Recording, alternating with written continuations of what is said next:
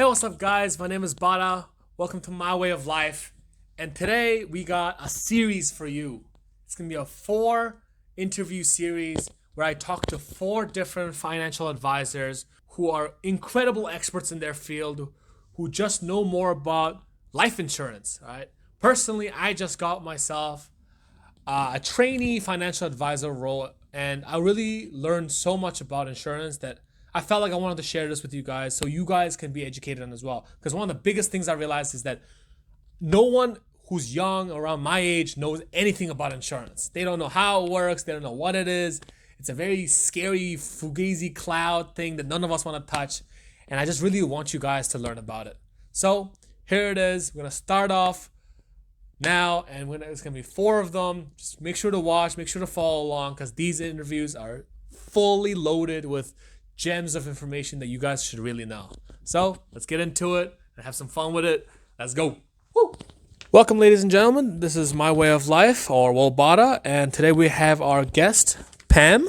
You want to introduce yourself? Yeah, so I'm Pam Venu. I'm the Chief Operations Officer for Coversure Financial Services. Nice. So she's my boss. And that too. Yeah, she's very much my boss. She holds my life with her iron fist. Very lovely lady, by the way. So let's just get right into it. What were you doing before becoming a financial advisor, and what was the moment that changed your path towards that? So before I feel like I've been working for years. So I left high school probably before you were born, which was quite scary. And I went and did real estate admin for a year, and that was really boring. And then I got a job in a pharmacy. So originally, so that's when my career started. Oh, wow. And I worked there for a good couple of years. I ended up managing the post shop side of the business. But here's a fun fact not a lot of people don't know about me, is that I'm actually qualified to dispense dispensary medicine. I'm a qualified pharmacy technician. Yeah. So I did that. And obviously, I don't do that anymore. So I worked there for a few years, and then I left there, and I worked my way up with the New Zealand Post. So I worked for New Zealand Post for about 16 years. Oh, wow. Yep. I did heaps of different projects. So I did, I've done marketing projects, wardrobe delivery. I've done all sorts of stuff. I was sent into post shops to fix them up when they didn't run as well as they should. It's like when managers were on leave, or they had to leave, that sort of stuff. So I'd step in and run them a lot. Yeah. And then I did that for a really, really long time. And then obviously Jason started the business. COVID hit. I had 2 young kids at home. And I thought, I just don't think I can go back to work. Yeah. I did for a while, and I thought I could manage. But I got to the point where I just didn't want to do it anymore. Yeah, and I'd had enough of the corporate life. Yeah. And I wanted to be and have the flexibility to be there for my kids, because I've got 2 boys. So Aiden's 10, Sam's 5. Yeah, that was really, really important to me, and important to Jace too. So I made the leap of faith. Sam was born in 2019, so it was about end of 2020 where I made the leap of faith and stepped out of my full-time job. Yeah. And went in and basically came to doing this. Nice. Yeah. So I guess my turning point of when I thought this is for me was probably finding the role where, one, I could support Jace to build our empire, because it's really, really hard to be able to do things on your own. Empire, I like that. Yeah, it's kind of like an empire. I don't mean it in like Darth Vader, I'm going to take on the world styles, but it's more around, we want to build something really great. Yeah. And you need to be able to do that as a team. Yes. Yeah, that was really important to us. But most of all, I really wanted something where I could be there for my kids. Yeah. Aiden had just started school, so I wanted to be the mum to be able to go to the swimming sports and athletics days and help out the PTFA. I wanted to be that mum. Yeah. But I also wanted a career. Yeah. I love to learn. I love detail. And because of the industry that we're in, it's heavily, as you know, it's heavily regulated. Yes. And that's also my background. So when I worked for New Zealand Post, I did a whole bunch of projects for New Zealand Post and within the bank, Kiwi Bank back in the day. So I've got a heavy compliance background. Yeah. So it made sense for me able to run that stuff of the business, because that's not Jason's strength. Yeah. That's mine. And we kind of make a team. Yeah. Because insurance is a very regulated game, right? It's a lot of rules, and as it should be, right? It should be, yeah. Because you need that kind of level of integrity to do well in the space and to help the people in a sense. 100%. So the rules and regulations that came into the financial services industry came into effect in March 2022. which is quite recent, don't you think? Considering how long insurance itself has been around, Yeah, right? exactly. It was not regulated well before that. So it wasn't just like, oh, as of this date, you have to be, these are the rules. Yeah. They did give businesses plenty of lead up time to be able to get them, all financial advisors had to be level 5 qualified. Yeah. And all that sort of stuff. So there's a big lead up to that. So I helped Jace build our business so we could be compliant from that point. And then that's kind of when I jumped into the business. Oh, I see. That's perfect. Yeah. So I see. You're a big rules lady, right? Yes. Yeah. So, Yeah. So if anyone's not sure chop, about chop, the role, I'm just like, that's... Fun fact, when I first Yeah. joined the Coversure as a rep, she was immediately like, we don't play around with these rules. You got to stick to them. They really instill in us to really just be for the people, right? Do it right by them, and just be good, basically. Yeah. Well, you talk about making that leap of faith. Yeah. Once you've landed from that leap of faith, was there ever a moment where you were like, what have I got myself into? It's like, what am I doing here? And it's like, is there like a moment where you're like, this is really scary, it's a lot? Or was it like, were you just like kind of going straight from there? I think it's because I really knew I wanted to do it. It wasn't scary. No, I think, probably the scariest moment was when, I've been used to being paid a weekly wage for the last 20 years, right? I don't have that anymore. Yeah, exactly. So that's quite scary. And that's a massive learning curve going from, that's probably I like to call it my oh shit moment. Yeah. Yeah, so, I'm like, oh my God, can I do this? Because we're going off from having a steady income on the side, because I work full time and Jace is doing his thing. Can we do this? And it's like, we're just going to do it. So it's like both unstable what? now, right? What's the worst that can happen, right? So people will always have those moments, those, oh shit, can I do this moments? Like, yeah, you can. If you fail, who cares? Yeah. You get up and try again. Pretty much. Exactly. Pretty much, yeah. Well, let's get into more of the in field experience of being in insurance. Can you tell me about a time when helping a client made you feel like this is why I do this? Like this is it. Yeah. Could you tell me like a story? I'm sure you got many. I got so many. Yeah. Probably my first claim experience. Oh, wow. Yeah. As an advisor, you never forget your first. I guess people don't really forget their first of anything, but this particular client, she'd been with us for 4 or 5 years, had a really basic policy. Yeah. Just, life, trauma, and some medical. Yeah. Real simple. And she rang me up and she was diagnosed, obviously, with a form of cancer. Had her trauma claim paid out, had her private medical paid out. And unfortunately, she was diagnosed terminal. So then, obviously, we had paid out her life insurance was paid out. Yeah.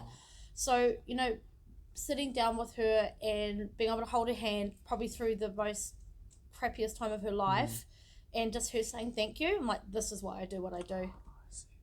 Being able to make a real impact to someone's life. I've had clients where they've rung me up and they said their child's been diagnosed with cancer. I'm like, okay, let's just do what we need to do and get you sorted, because obviously children are included on a trauma benefit. Exactly. So we're being able to pay out for that sort of stuff. Being able to, help clients when their children have passed away. It really puts it in perspective, like how much we do has such a positive impact. Yeah. All of them, yeah.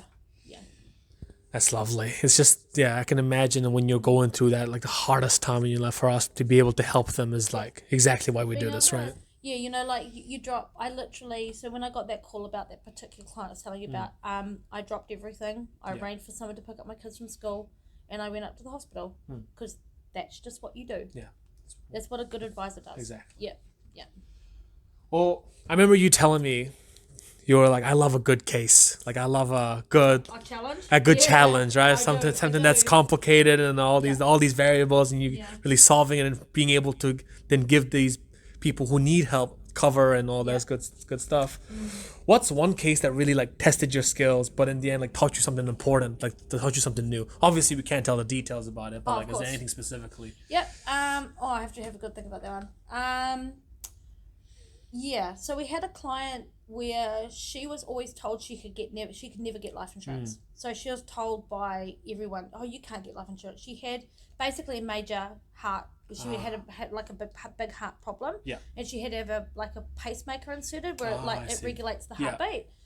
And I'm like, nah, I reckon we can. You got it. And I said, look, I can't promise you anything, but I really enjoy a challenge and I like being able to push my boundaries with an underwriter. So yeah, it took us 6 months, but we got a cover. Wow. Yeah, and like no one else would touch her.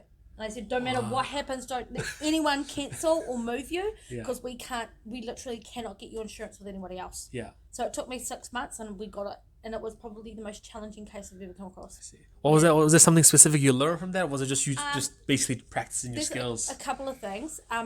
Never be afraid to challenge the status quo. It's probably a big one. Yeah. And never just accepting when people say no. Yeah.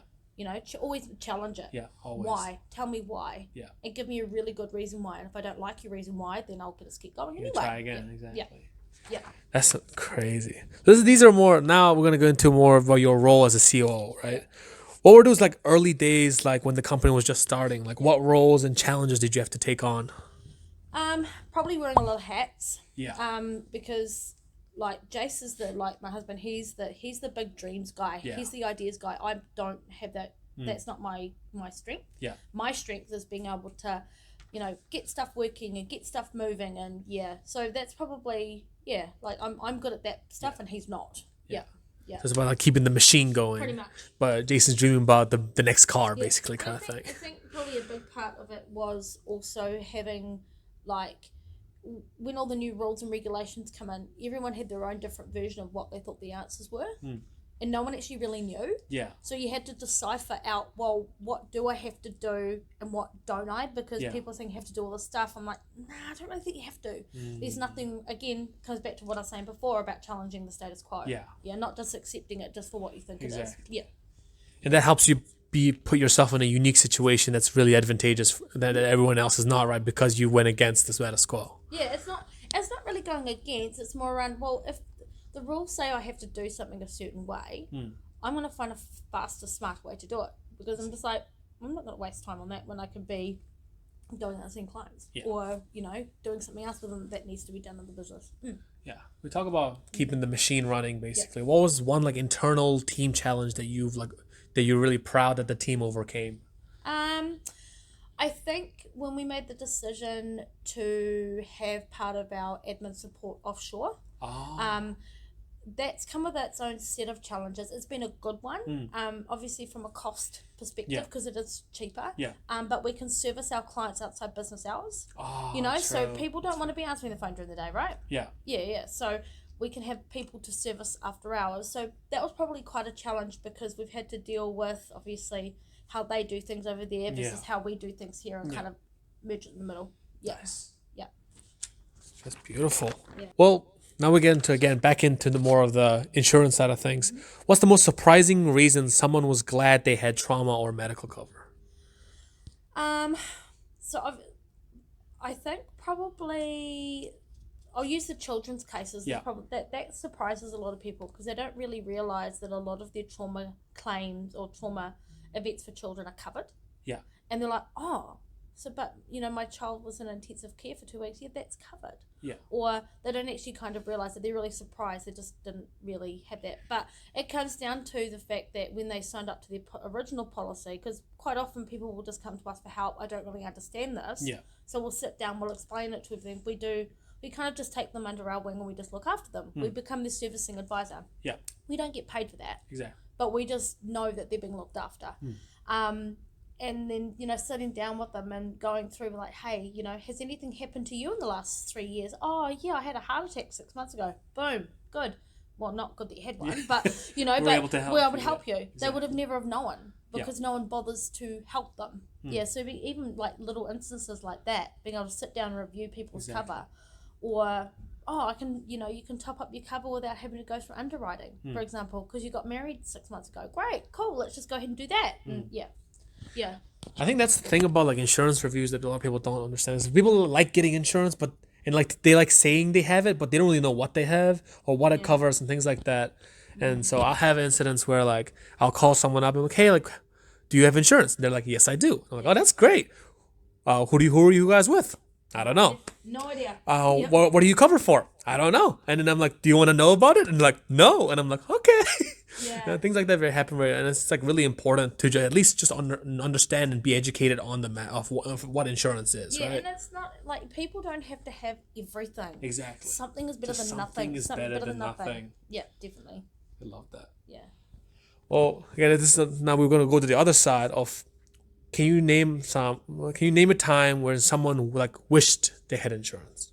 Yeah. Right. Yeah. So a lot, clients have come to me too late. Yeah. They have, you know, I've had a heart attack 6 months ago. I can't help you. Yeah. Or, I've got too many health problems. I should have done it a year ago. Yeah, you probably should have. And there have been times where there's literally, I can't help you. And that's when they regret it. Yeah. When we can't help them. Yeah. They don't regret it when they're not paying for it, but they regret it when they find out that they can't get insurance. They can't get it anymore, right? Yeah. That's very scary. Yeah. I think it's just, it's one of those things where in the moment, you think you're invincible, right? It's like when you're healthy, when you're in your 20s, 30s, 40s, even, you're like, I'm healthy. I don't smoke, I don't do drugs, things like that. I'm very healthy, but like life can throw you a curveball anytime. And then 100%. And then you're just sitting there like, I really wish I had it, right? Yeah, 100%. I've dealt with situations where I've had, a client's child has passed away and he's young. I'm just like, that shows it can happen at any time. Yeah. No one knows. You don't know what part of the plan is, right? Exactly. What's a myth about insurance that drives you crazy? That it's expensive. People have this misconception that it's expensive. It's not. It's probably just around getting a really good understanding, and that's what a good advisor does. Yeah. They're like my job as an advisor is to sit down with you, understand you, what's most important to you, and like what's your, essentially what's your budget, what can you comfortably afford, and then we put a plan in place to be able to build up to that. You might not get everything you want on day one, but it's like a long-standing, we review all the time, we catch up with you. I think probably the fact that it's expensive. And the other one would be they think that they can't get it because something's happened to them. Yeah. That's not necessarily true either. Yeah. Again, challenge, right? I like a challenge. Yeah. So that's probably the two biggest ones. Yeah. Yeah, and just thinking that it's too expensive or they can't get it because there's been something gone wrong with them. No. I think insurance is not something that's like a one-off thing. It's something you build, right? As you just said, like you get something is because it's better than nothing. Yeah. Like for me, example, right? I don't have a house. I don't have any dependents on me right now, which I'm planning to get insurance once I'm able to. Is that I will get something very basic. I get my life, I get my trauma, I get my specific injury. Boom, that's solid. Yeah. Incredibly cheap. It would be. I don't want to talk about the numbers, but it's very cheap. Yeah. And then as I move up in my life and I build my career and my income's a little bit better and I can afford it and I have more dependence on me, then I can start building on top of that. And it's a lot easier to build on top of it than to get it then, right? Yeah. When everything's already set. Because everyone's like, I want to be in a position to get everything straight away. You don't have to. You can get something that's very small and then get underwritten and then everything's done and then you can just add on top of that and as you go forward, right? Exactly. It's so much easier to get insurance when you're younger. Yeah. This is another one. It goes on top of what we just talked about. If you could wave a magic wand and get everyone to understand the one thing about insurance, what would it be? Just everyone knows about it.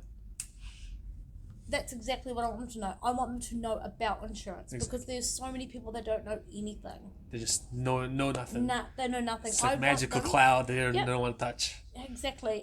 Because there's some people, depending on your background and everything, sometimes it's a taboo subject that's not talked about. Yeah. Death is a taboo subject that's not talked about. One, probably if I could have two things to change. One, obviously, being able to allowing people to have that conversation. Yeah. And two, knowing about insurance. Yeah. Just you want to instill that kind of curiosity about insurance in everyone, basically, right? And understanding that insurance isn't boring. Yeah.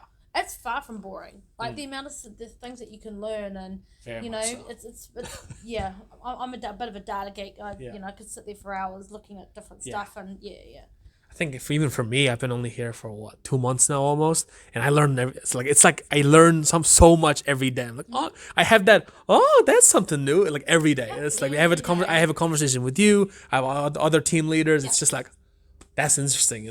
That's pretty cool. You can get cover for that, or you can get this kind of benefit, things like that. Yeah. This is more about you now. What's the one value or principle that's guided you through your career? It's like this one thing you hold on to that's really it's about who Pam is. Oh, about who I am? Yeah. Oh God, no. Everyone thinks I'm scary, but I'm not. You're lovely. See, that's what I tell people. He's got fear in his eyes. I think probably staying, having faith is probably, and not necessarily in God or a high power, but it's about having faith in yourself. Yeah. You know, don't let people think you can't do it, or and having faith in, for example, I've got a massive amount of faith in like you guys and my team and Jason and Nikki and everyone else, right? I have faith, and I've got faith that everything will be good and we're going to do some awesome stuff. Having faith and believing in yourself. I think so. Yeah, I think just believing that things will work out, right? 100%. Yeah, especially in this kind of line of work where you don't know what the next client is or next opportunity is. It's very vague, right? It's really, you got to wake up in the morning and be like, all right, today's going to be a good day. This week's going to be good. This month, this year, it's going to have that positive belief in yourself to really keep going. Definitely. I very much relate with that. Yeah. Well, obviously, you just talked about you believing in yourself, but when in those moments when you're down and you're kind of doubting yourself, was there someone who believed in you to like that you could do it? Yeah. Or have you just never faltered? No, I make mistakes all the time, believe me. I think probably, obviously Jason believes in me a lot, and I believe in him too. And that's kind of different because he's my husband. Yeah. And if you don't believe in your husband, then you probably shouldn't be married, right? But I think probably Jason's parents. So, when we started our business, like we were on one income, we just bought a house, and I was still only working part-time at that point because I was on maternity leave, and I just had Sam, my youngest, and they bankrolled us for 3 months when we first started our business. They helped us pay our mortgage. Yeah. Because we had the money. Yeah. So them believing in us from the start, 100%. Definitely my in-laws. Yeah. I think it's just really important having that support system when you're trying out something new, right? Oh, it helps you move forward with so much more easier and more energy, more less fear in the back of your mind because you get that support, right? You could be able to go at it full force. Yeah. And even my kids, in a way, like my boys, they understand that mum and dad, we can't be there all the time, but them believing in what we're doing makes a hell of a lot of difference as well. Like my 10-year-old, he kind of understands the concept of insurance. I said, we put insurance in place. He goes, what does that mean? And I explained it to him, but trying to explain insurance to a 10-year-old is a bit of a challenge. A 10-year-old with ADHD, by the way, so his brain's like all everywhere. Butterflies, right? He says, so like if someone passed away, mummy, you'd like give them money so then they'd be okay. I said, yeah, that's right. He goes, that's awesome job, mum. That's so cool. I was like, oh, that's nice. It is awesome. Cool. Yeah. So even having that as a support mechanism for myself, knowing that they believe in what we're doing too. What would your younger self be surprised to know about where you are today? That I'm actually here. Oh, wow. Probably. I had no intention. This was not part of my plan. Yeah. Like, I didn't want to do this. I didn't imagine myself being here. I wanted to be an archaeologist when I was a kid. Oh, wow. Indiana Jones, basically. Yeah, exactly. And I'm just like, so I've gone from that to being a financial advisor. Yeah. I'm just like, so I probably, my younger self would be like, what the hell? What is this? What the hell is this? What's going on? They'd be very, very surprised. Yeah. Well, to finish up, what is your message to anyone who's watching who's unsure if they need cover or unsure about their future and things like that? What is like one advice? Let's go with one insurance-based message and then one like life-based message as well. Cool. So for insurance, I'd say just have a conversation about it. Have a conversation, whether it be with an advisor. Don't talk to your mate across the fence who thinks they know what insurance is about. Actually talk to someone who is qualified and knows what they're talking about. I can, right? One of us. Or, to be honest, any advisor. Because anyone. It doesn't matter, because what we don't want is people thinking that they know everything and they go talk to their mate and the mate says, oh, you don't need that, and then actually they do, because they're not qualified to deliver financial advice, right? Exactly. Talking to someone would probably be my first thing. And I guess probably brings me on to my life part as well, is actually talk to people. Don't be afraid to ask questions, Don't be afraid to put yourself out there. Like, if we didn't put ourselves out there, we wouldn't be in the position that we're in now. Exactly. Yeah. Don't be afraid. Don't be afraid to talk to people, because you don't know what they know. It's like Nike, right? Just do it. Just do it. Just do it, because we wouldn't be where we are right now if we didn't just go all in and just say, let's try it out. I'm not going to use swear words or profanity, but the word I'm thinking of, right? Yeah. So you just go ahead and do it. Yeah. All right. I think that was a really amazing interview. I think yeah, it's a lot to learn from Pam, and I'm really excited to keep working under her and just learn more about insurance, and then be able to help people who are like yourselves, who are people who are watching. And yeah, thank you guys. Thank you, Pam, for being here, spending your Welcome. time with me, and yeah, live life covered, guys. All right, thank you.